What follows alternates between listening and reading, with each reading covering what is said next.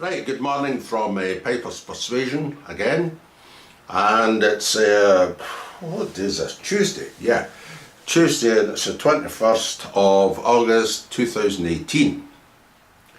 Now, 2 years ago, just roughly about this time, exactly, Michael Gray was across for the World Pipe Band Championships and other events, and I persuaded him to sit down with me, and we did this at the College of Piping, and we had a fairly good interview. It still stands, and it's looking not too bad, though I say so myself.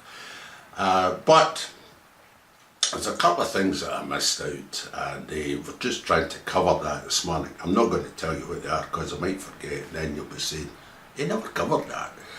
Anyway, we've done a couple of segments, so hopefully, when I stop talking, we'll get into it and we'll maybe manage quarter an hour, 20 minutes to add on to what we've got already.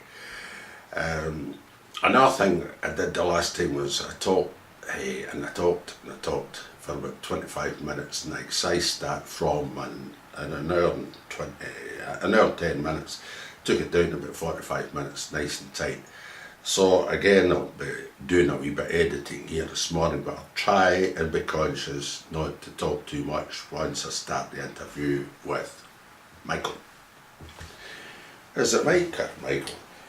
Whatever you like, Alan. Okay, we'll stick to Sunday name, Michael.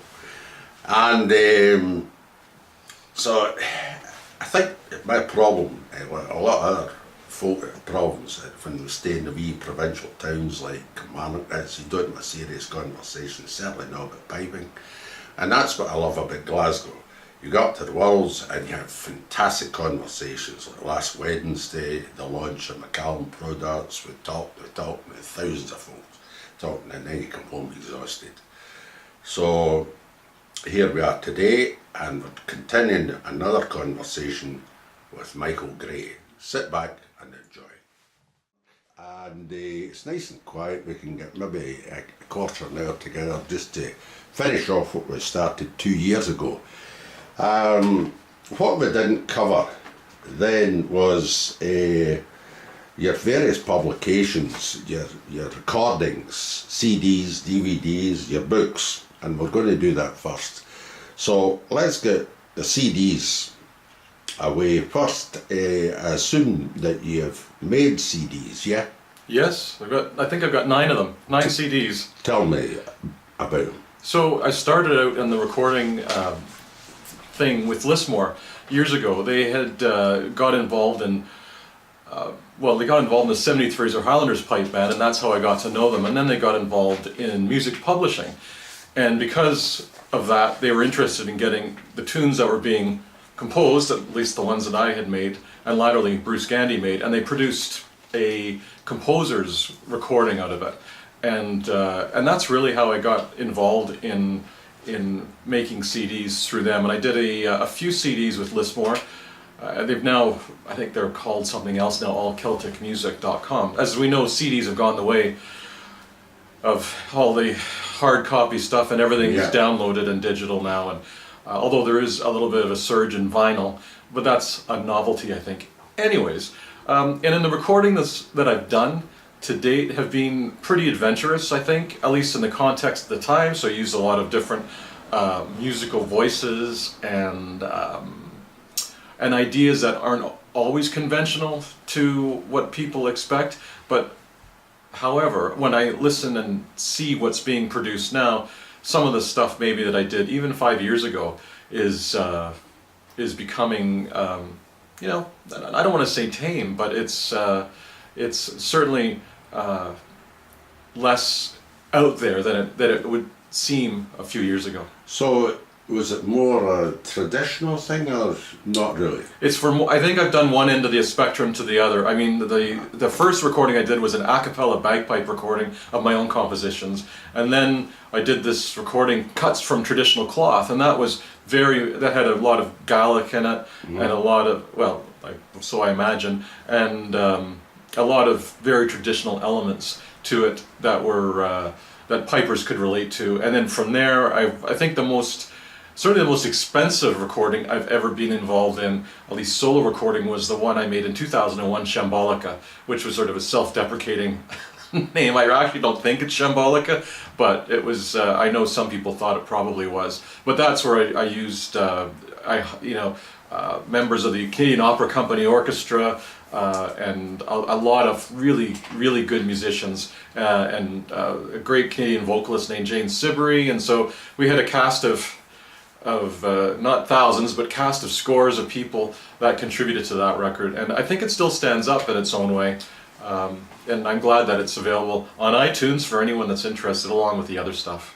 That's still a CD. Yeah, still a CD. Okay. It's still a CD, but it's also available on iTunes and Spotify. So is that 3 that you mentioned? 3 that I mentioned, and from there I think the most. I made one called 9 Blasted Notes, which that's where I hired an Iraqi drummer, and I think maybe stepped outside of the the Scottish thing. Well, whenever you use a bagpipe, no matter what you do to it, it's always a bagpipe. And it isn't someone, you hear that expression, putting a lipstick on a pig. Well, you can do whatever you want to a bagpipe, but it's always going to be front row center. So I used a lot of lipstick on that one, and on the pipe, I mean, and that 9 Blasted Notes. And probably the most interesting to me, but probably the least commercially successful, such as piping records of any kind can be commercially successful outside of the Royal Scots Dragoon Guards, was probably the Shimla Hum recording. And on this recording, I went... Spell that? Shimla, Shimla. Hum as in hum. Okay. And that was all South Asia, so that was, Indian sounds. And I had a Pakistani singer singing Urdu, and I did a Bollywood track, and it was huge fun. And I still think it's pretty good, but I think it probably missed the mark for most pipers who'd think it was a pile of shite. Apart from that, let's say you get Fred Morrison, who'll stretch the envelope a wee bit with He does indeed. Cajun music and all that sort of stuff. Yeah. And he told me he really loves that stuff, and he gets right into it. And I've seen the guy He just comes to life, yeah. plays along with him. It speaks to him. That music speaks to him, for sure. But he's been playing that fast at times. I've seen him on stage and the strings bursting and the whatever. No, you can see that music goes right through him. Like that's a kind of music among many for him. I'm sure that he relates to. That's great. So, no doubt you're into the same sort of idiom yourself. When you're playing, you're enjoying it. Yes, you have to. Yeah. And if you're not enjoying it, then you're not playing very well, and you're not playing from the heart. So when that's happening, you got to sit back and reassess. To any piper out there that might be getting a bit...